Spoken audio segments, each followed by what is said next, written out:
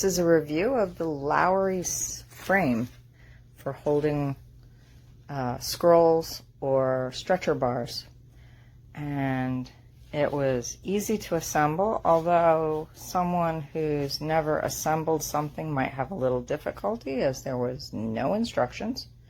The trick was the bottom screw fits in through the bottom, and then it has an adjustable height here with a pin. Keep the little plug because that holds your pin in, and it has a little adjustment here for flipping up and down and tightening that.